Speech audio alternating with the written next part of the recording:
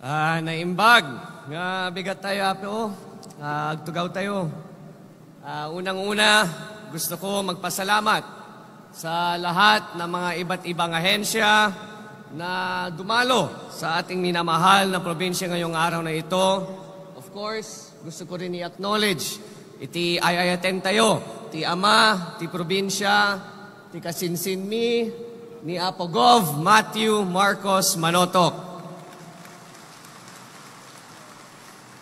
Adatuyin ti seatmate ko ni Apo Kong Angelo Marcos Barba and si Vice Gov Cecilia Araneta Marcos. And of course, sa ating mga local officials, councilors, kapitanes, mayors, vice mayors, and katulad sa sinabi ko, ang ating mga opisyales galing sa mga agencies. And of course, to our beloved President, His Excellency, Ferdinand Romualdez Marcos Jr., and to our First Lady, Lisa Araneta Marcos. Bago ako magsimula, hingi po ako ng konting pasensya sa inyong lahat. Alam kong late ako dumating. Medyo may nangyari lang sa airport, so na-delay yung flight namin. Pero para naman, pwede akong bumawi. May konting announcement ako na magdadagdag po ako sa grand prize ng raffle ng 2 NMAX motorcycle po para sa inyong lahat. Kaya nais ko rin magpasalamat sa ating sponsor na pumayag. Hindi pala lahat ng Ilocano kuripot. But to carry on, today is a promise fulfilled, the promise by our national government to bring its services closer to every Filipino.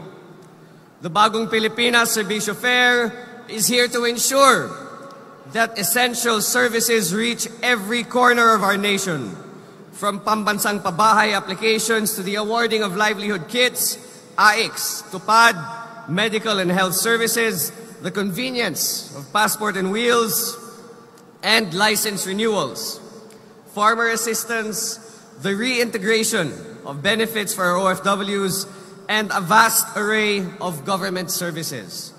We have convened around 40 national agencies here in Ilocos Norte, all dedicated to service our kakailian. Napakasaya po namin dahil mahigit sa 80,000 po ang nag-register ngayong araw na ito.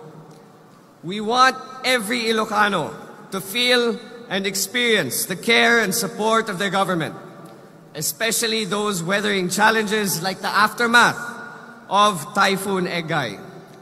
Know po that you have our full support. Our local entrepreneurs will also find new strength under the Pangkabuhayan sa Pagbangon at Ginhawa program of the Department of Trade and Industry. Noong September 12, dinala din natin ang ating minamahal na First Lady para sa Love for All dito sa ating probinsya para naman sa mga medical and health services.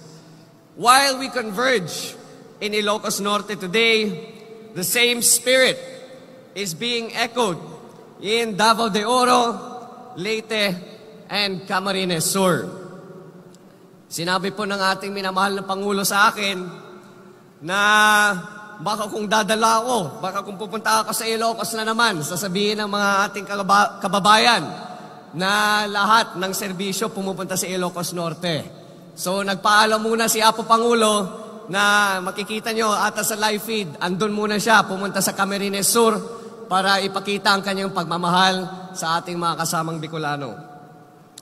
But in other parts of the country in the coming days, we will also be implementing the same programs that we will be doing here. And our belief has always been anchored in the empowerment of our people and in the unity for nation building for all Filipinos.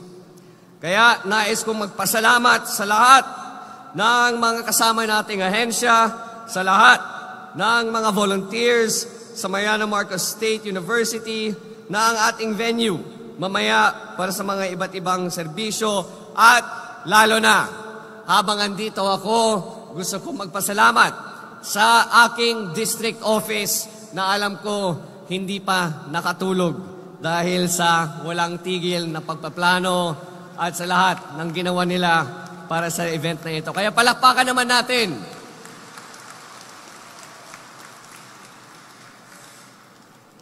Higit sa lahat, maraming salamat, Diyos Unay Tiagnina, sa lahat ng ating mga beneficiaries na pumunta ngayong araw na ito at ipinakita ang kanilang pagkakaisa para sa pag-unlad ng ating minamahal na probinsya, para sa ating minamahal na bansa. Together, we will forge a future where every Ilocano and every Filipino feels valued, heard, and served. Sapagkat dapat palagi ay sama-sama tayo sa pagbangon, sama-sama tayo sa pag-unlad. Kaya maraming salamat po sa inyong lahat.